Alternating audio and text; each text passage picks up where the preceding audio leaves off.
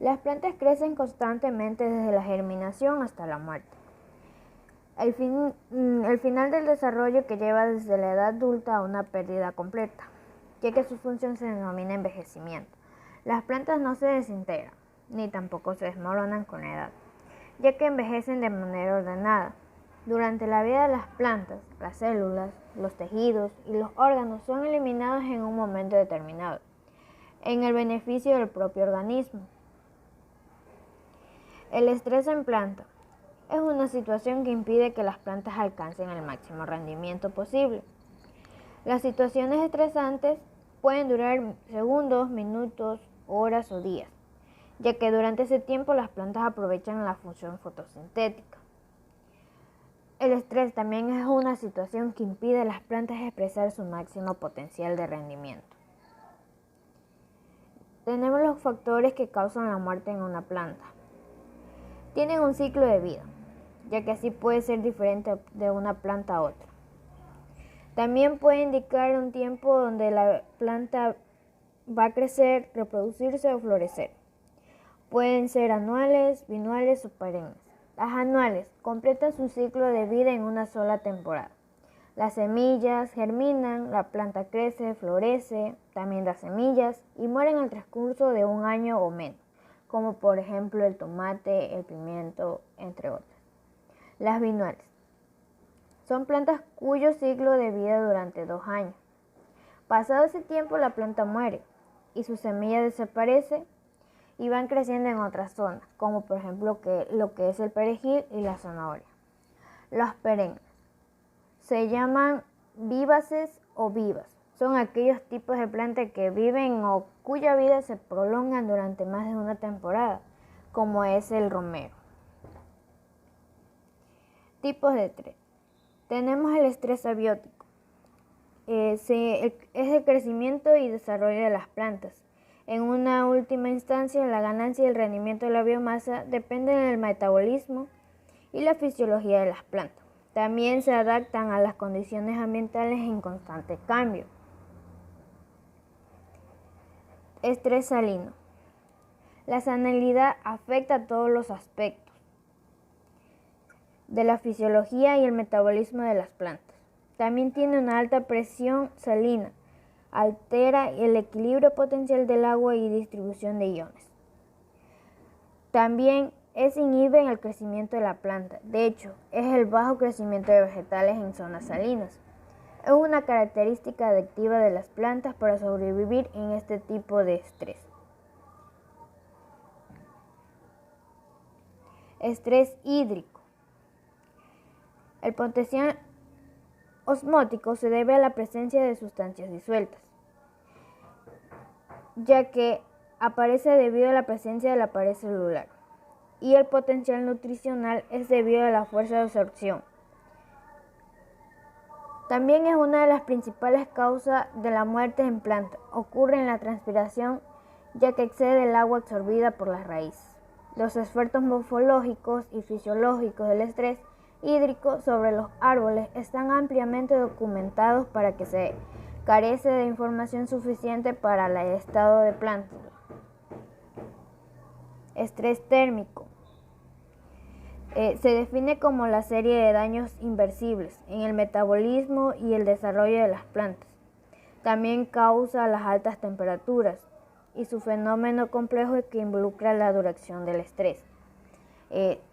Cuando nos referimos a estos factores se quiere decir que dañan los procesos vitales de planta, como por ejemplo la síntesis de la proteína y la fotosíntesis, que como resultado tenemos una descomposición hormonal y disminución donde ayuda a la oxidorreducción, mejora el rendimiento y biomasas, por la mejora la calidad de cultivos y productividad. Estrés bióticos en plantas. Tenemos agentes casuales del estrés biótico. Están causados por la acción de los seres vivos, entre los que cabe destacar. Tenemos lo que es las bacterias, hongos, virus y nemátodos. Para franquear las defensas de los vegetales, algunos patógenos utilizan los estómagos u otros órganos, mientras que otros utilizan la presión mecánica o se segregan enzimas específicas para romper los tejidos de las plantas.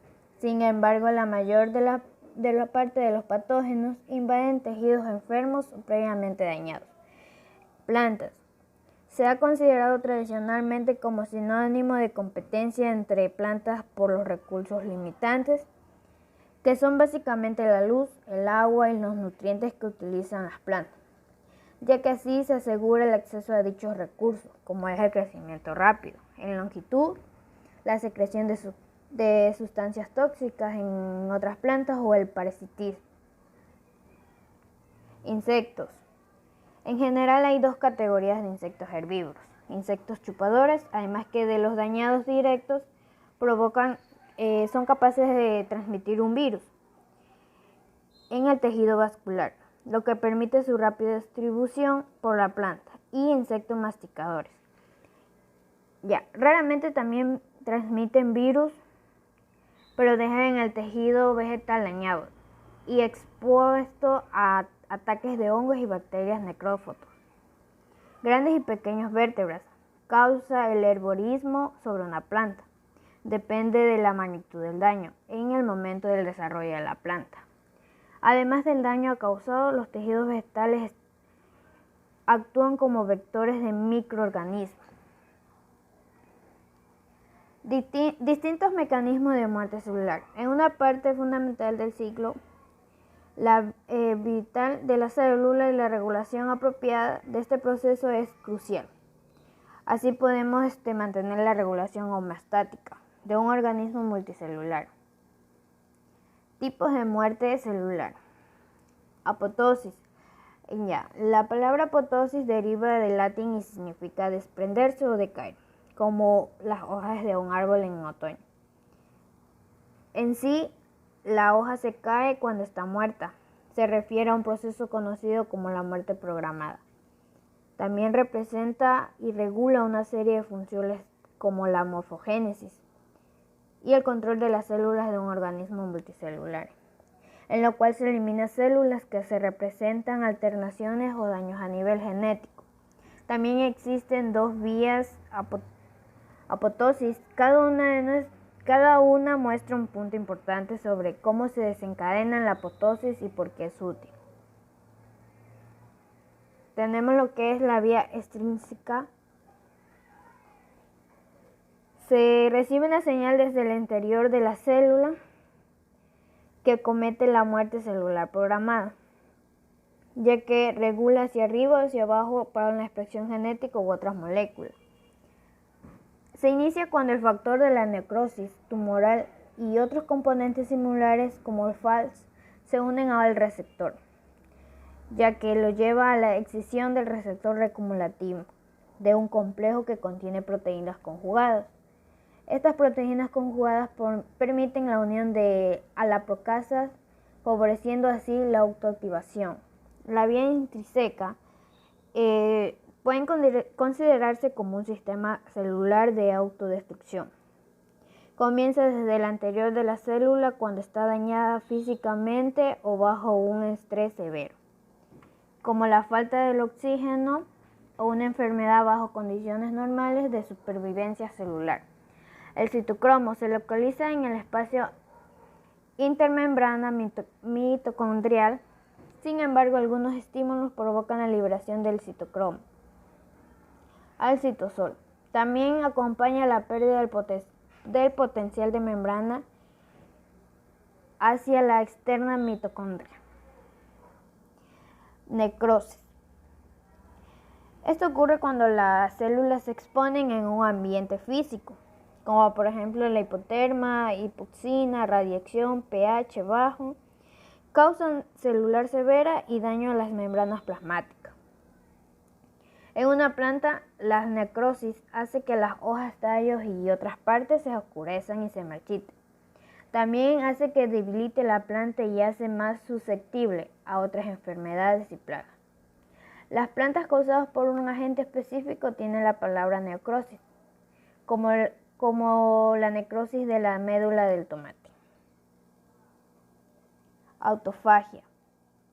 Es un mecanismo celular de eliminación selectiva. También permite la degradación y reciclaje de componentes celulares. Dentro de una vesícula de doble membrana conocida como autofagosoma, forma parte de la cara externa de la pared celular, en lo que son bacterias gram negativas, procedimientos de hiperapoptosis. Necesita de 2 estímulos. En el primero es hasta la activación de receptores de la inmunidad innata que producen actividad en lo que es el factor nuclear. Tipos de autofagia. Hay 3 tipos principales de autofagia en eucariotas: macropolización, comportamientos microbiano y autoimágenes mediadas por compañeros. Es un tipo de autofagia que depende de la formación de nodo. La formación de estas vesículas es independiente de la formación de yemas de manera membrana, pues se forma por expansión. La microautofagia se refiere al proceso en el cual el contenido citoplasmático es introducido al lisosoma de unas invaginaciones que se producen en la membrana de dicho órgano. Mediada por chaperonas. A diferencia de la macroautofagia y de la microautofagia, donde se fagocitan inespecíficamente algunas porciones citosólicas, la autofagia mediada por chaperonas es bastante específica, pues depende de la presencia de unas secuencias, ya que estas partículas con los sustratos serán fagocitados.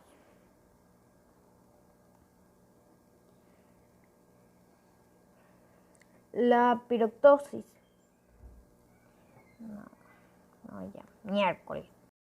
tienden a hincharse a una fragmentación de lo que es el material genético. La salida de los mediadores inflamatorios del contenido citoplasmático con el espacio extracelular. Forma parte de la cara externa de la pared celular en lo que son bacterias gram negativas. Necesita de 2 estímulos. En el primero de esta, lo que es la activación de receptores de la inmunidad innata que producen una actividad en lo que es el factor nuclear. Necroptosis es una muerte celular que es programada, ya que está deforme genéticamente. Esta muerte tiende a presentar características hídricas, como las del proceso apoptosis o como muerte celular. Sus mecanismos pueden hacer que la muerte sea efectivamente, ya que ocurre siempre en enfermedades humanas como son enfermedades inflamatorias, degenerativas y por último el cáncer. También se caracterizan por tener elementos como la permeabilización de la membrana, liberación del contenido citoplasmático y la inflamación de las células.